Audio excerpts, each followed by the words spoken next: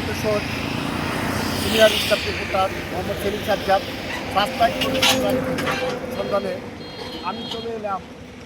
এই যে নৃশংসভাবে অটোচালক মাসুদকে যেভাবে হত্যা করেছে সেই স্পটটিতে আপনারা দেখতে পাচ্ছেন। এইখানে অটোচালক মাসুদকে যেভাবে নৃশংসভাবে হত্যা করেছিল, অটোচালক আজকে মারা গিয়েছে, 4 দিন হয়েছে। তো আমি আপনাদেরকে নিয়ে যাই সামনের দিকে।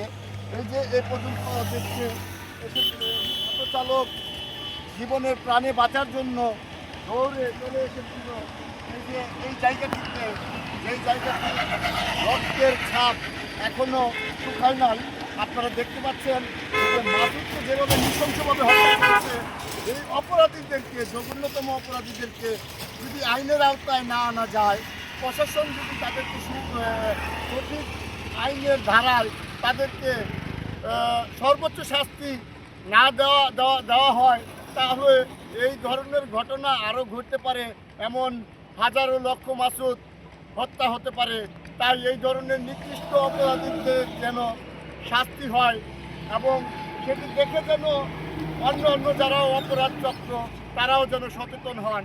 মাসুদ একজন অটোচালক, যার কিছু ছিল না, যার বাড়ি ঘর নেই, জায়গা জমি নেই, তিনি অন্য আরেকজনের গাড়িটি গ্যারেজের থেকে চালাতেন। তো আমরা এই যে দেখতে পাচ্ছেন যে রাস্তাটি দিয়ে বা অন্য রাস্তাটি দিয়ে মাসুদ নিয়ে আসছিল, অনেক গভীর রাতের অন্ধকারে যারা মাসুদকে একটি অটোর জন্য নৃশংসভাবে হত্যা করা হয়েছিল, সেই হত্যার স্পটটিতে আমি দাঁড়িয়ে থেকে আপনাদেরকে দেখাচ্ছি। আপনারা ভালো করে দেখেন, এই যে মাসুদ যে হত্যা হয়েছে, এই মাসুদের রক্তর দাগগুলো এখনও শুকায়নি, মাটিতে লেগে আছে। আজকে মাসুদ নেই, আমাদের ছেড়ে চলে গেছে বহু দূরে। আছে তার 3টি সন্তান, আছে বৃদ্ধ বাবা মা, আছে তার বউ। তাদের ভরণ পোষণের দায়িত্ব কে নিবে, কে চলবে?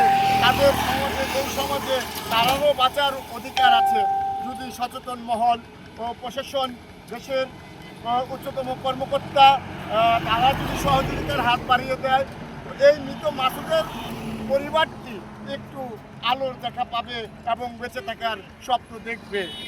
আমি আরও কিছু দেখাতে চাই যে রাস্তাটি দেখছেন, এই রাস্তাটি দিয়ে মাসুদকে যেভাবে হত্যা করেছে, মাসুদ জীবনের প্রাণে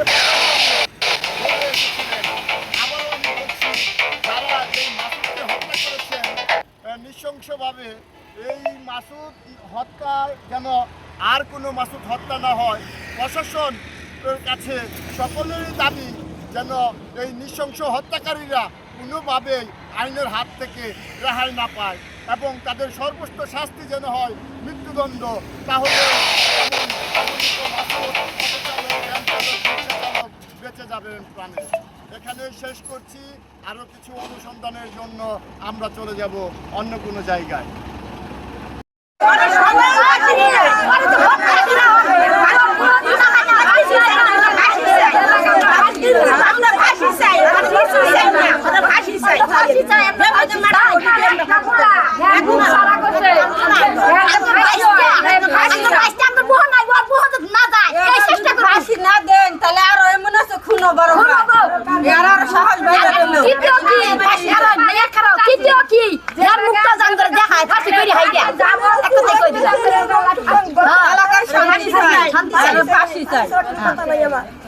ফাঁসি দিয়া হবে না।